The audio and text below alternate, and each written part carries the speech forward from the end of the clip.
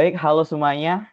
Pada kesempatan kali ini, kelompok 2 ingin membahas mengenai ketika dunia maya menjadi medan kekerasan, dan kita akan menyoroti perundungan, intoleransi, dan krisis empati sebagai sisi gelap dari era digital saat ini. Pertama-pertama, mohon izin kami akan memperkenalkan diri. Pertama, saya pribadi sebagai Joel Gemah. Lalu berikutnya, Saya Nathan Ferdinand Caldero. Berikutnya. Saya Ronsan Yulunanta. Berikutnya. Saya Tom Cesta, berikutnya. Saya Benedictus Marcelo. Berikutnya. Dan saya adalah Yusran Alindra. baik, tanpa membuang waktu, kita masuk ke dalam materi. Pertama, kita akan membahas mengenai latar belakang yang memiliki 3 poin, yaitu yang pertama adalah suatu era digital yang telah mengubah cara interaksi sosial masyarakat yang sekarang banyak di media sosial dan lainnya.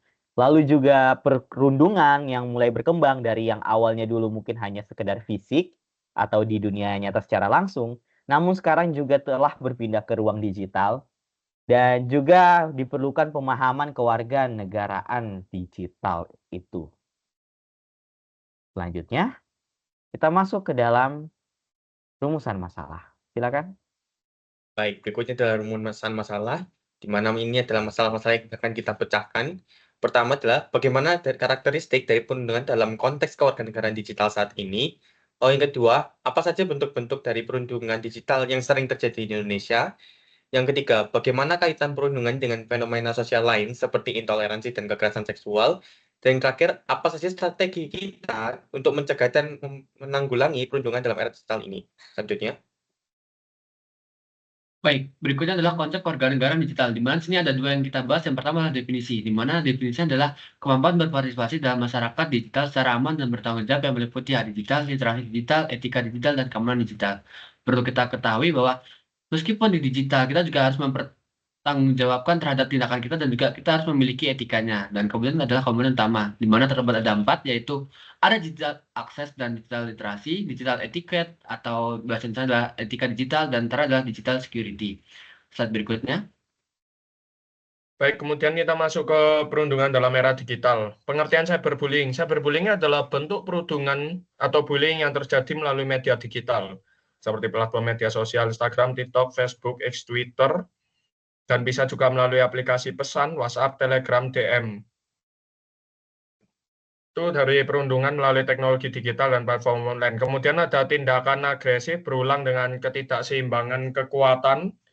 Perilaku agresif yang disengaja dan dilakukan berulang kali sehingga tidak adanya keseimbangan kekuatan antara pelaku dan korban. Kemudian ada karakteristik utama, anonimitas dan jangkauan luas. Anonimitas, keberadaan sama sekali tidak diketahui siapa yang membuat, siapa yang mengatakan, siapa yang memberi informasi tersebut, dan atau siapa yang melakukan sesuatu. Jangkauannya juga sangat luas ya. Kemudian ada jejak digital permanen yang dimana berbeda dengan kekerasan fisik. Jejak digital bisa bersifat secara permanen dan sulit untuk dihapus sepenuhnya. Kemudian dapat terjadi 24/7 tanpa batas waktu. Ancaman ini dapat terjadi kapan saja, menembus batas ruang dan waktu sehingga korban sulit merasa aman. Next. Berikutnya adalah bentuk-bentuk perundungan digital. Perundungan digital bentuknya sangat beragam, misal ada ujaran kebencian, lalu pelecehan yang dilakukan secara online, atau tindakan mempermalukan orang lain di media sosial secara publik. Bahkan ada juga bentuk yang lebih kompleks, seperti seorang yang menyamar menjadi orang lain untuk menipu, lalu ada juga yang membocorkan rahasia pribadi hanya untuk mempermalukan korban, dan berbagai jenis penipuan digital lainnya. Bentuk perundungan juga sering berkaitan dengan isu sosial yang lebih luas. Misalnya ada perundungan pada kelompok tertentu berdasarkan suku, agama, ras, atau golongan, yang artinya sangat berkaitan dengan intoleransi. Selain itu, perundungan digital juga bisa berbentuk kekerasan seksual seperti pelecehan lewat pesan, komentar, atau gambar. Bahkan ada juga kasus di mana data pribadi seseorang dicuri dan disebarkan untuk tujuan mempermalukan atau menekan korban. Selanjutnya.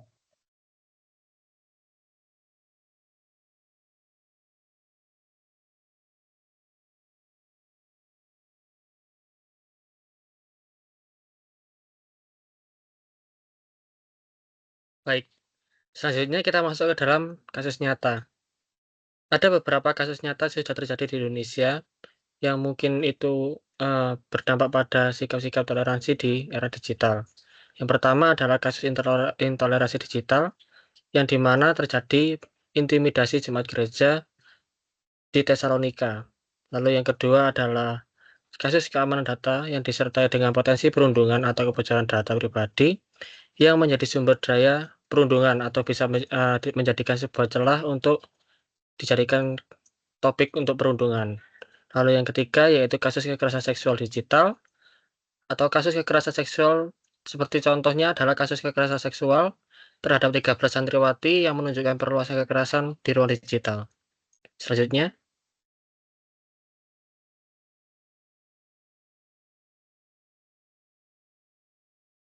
Baik, berikutnya adalah dampak.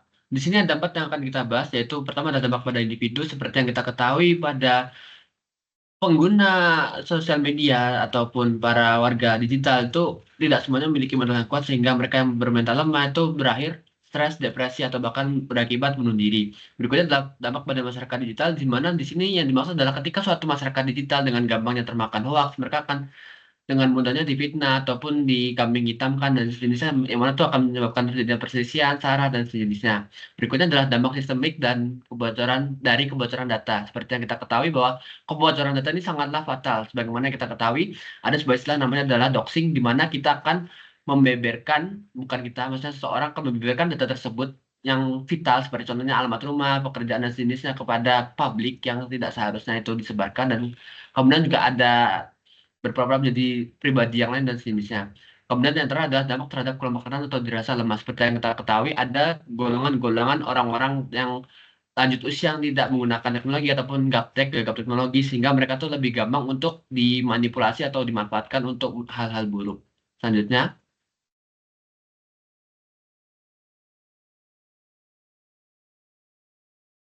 baik, untuk selanjutnya adalah kita masuk ke dalam faktor penyebab perundungan digital. Apa sih faktor-faktor penyebab dari perundungan digital itu? Yang pertama adalah anonimitas dan jangkauan platform. Perlu digarisbawahi, anonimitas adalah keadaan yang tidak diketahui siapa yang membuat, siapa yang mengatakan, siapa yang memberi, atau siapa yang melakukan sesuatu hal tersebut. Yang kedua adalah normalisasi bahasa kekerasan yang dimana seringkali kita menjadikan bahasa yang mungkin bahasa yang tidak sopan, kurang sopan itu menjadi suatu hal yang normal atau yang wajar. Yang ketiga adalah lemahnya kontrol dan juga penegakan atau pengawasan dari pihak-pihak yang ketiga. Selanjutnya adalah akar masalah. Terdapat 3 akar masalah di sini, yaitu pertama adalah rendahnya literasi digital dan juga krisis empati. Kedua adalah faktor psikologis individu. Yang ketiga adalah ketimpangan struktural. Selanjutnya,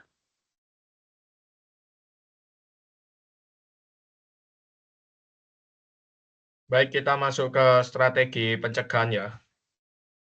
Pendekatan pencegahan, yang pertama ada edukasi menyeluruh, mengintegrasikan kurikulum literasi dan etika digital sebagai mata pelajaran wajib di sekolah. Kemudian ada regulasi dan hukum yang kuat. Maksudnya adalah memperkuat UU ITE dan UU Perlindungan Data Pribadi dengan sanksi yang tegas dan menimbulkan efek jerah. Kemudian kita masuk ke implementasi solusi. Yang pertama ada kampanye kesadaran publik, mengadakan kampanye nasional tentang bahaya perundungan dan cara menjadi warga digital yang baik. Kemudian ada kolaborasi lintas sektor. Maksudnya adalah sinergi aksi antara pemerintah seperti Kominfo, kepolisian, platform digital, sekolah, dan komunitas. Kemudian ada membangun jaring pengaman. Maksudnya adalah membentuk support system yang mudah diakses bagi korban dan program rehabilitas bagi pelaku. Next. Selanjutnya adalah peran stakeholder. Untuk mengatasi perundungan digital, semua pihak punya peran masing-masing. Pemerintah berperan dalam membuat dan menegakkan aturan hukum yang bisa melindungi masyarakat di dunia digital. Sementara itu, institusi pendidikan seperti sekolah dan kampus seharusnya mulai mengajarkan literasi digital dan nilai-nilai kewarganegaraan kepada siswa dan mahasiswa. Di sisi lain, platform digital juga punya tanggung jawab besar.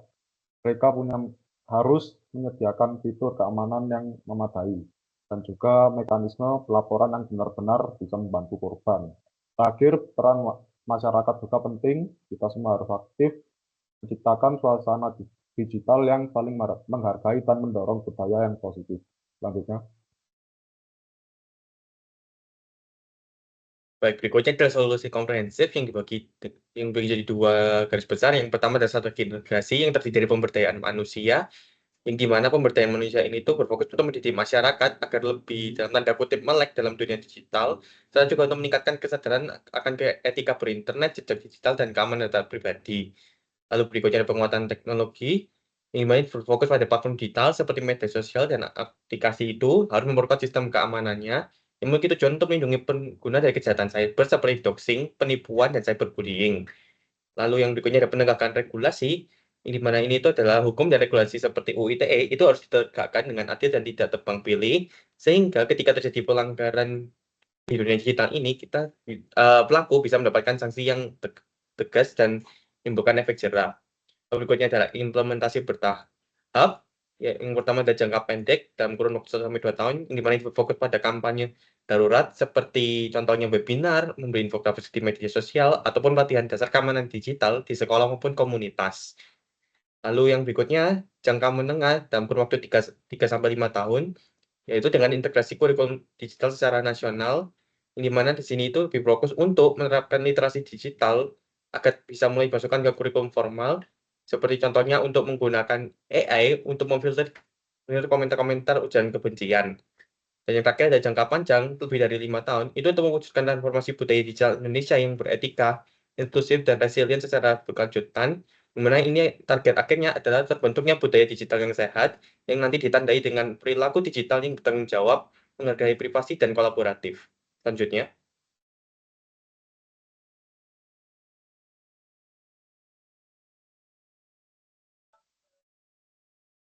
Baik teman-teman, setelah kita mempelajari berbagai macam kondisi, kita mengetahui bagaimana kekerasan pada digital dan semuanya itu, kita dapat menyimpulkan dari pertemuan pada hari ini bahwa perundungan digital merupakan suatu ancaman yang sangat-sangat serius dalam era kewarganegaraan digital, yang dimana dia menuntut perhatian yang bersama.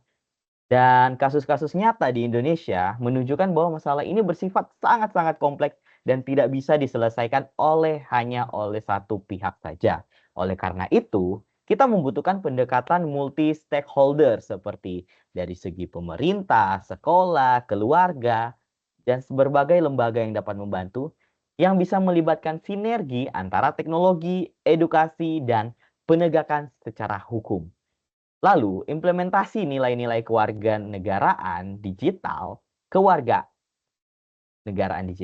di semua level pendidikan disertai dengan upaya kolektif untuk membangun budaya digital yang beretika menjadi langkah penting menuju solusi yang berkelanjutan dan efektif.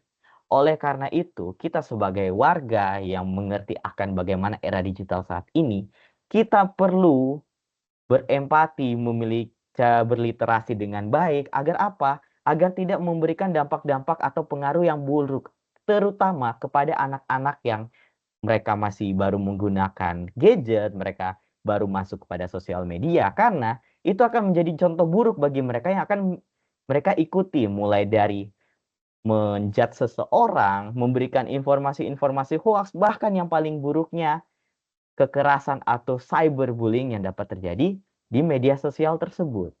Oleh karena itu, kita sebagai warga negara Indonesia yang baik, kita perlu bersifat secara baik dan kita harus menjadi gambaran yang baik dan kita harus saling menolong satu sama lain untuk mencegah segala macam cyberbullying yang dapat terjadi, dan kita harus menghilangkan jauh-jauh karena itu adalah sesuatu yang dapat merugikan, bahkan dapat menyebabkan kematian seseorang. Kami harap apa yang telah kami sampaikan pada hari ini bisa diterima dan juga bisa menjadi pembelajaran besar yang dapat diingat oleh semua teman-teman yang telah menonton. Sekian dari kelompok 2. Kami pamit undur diri. Mohon maaf bila ada salah kata, salah ucapan yang dapat menyinggung. Kami sebesar-besarnya memohon maaf. Terima kasih. Sampai jumpa.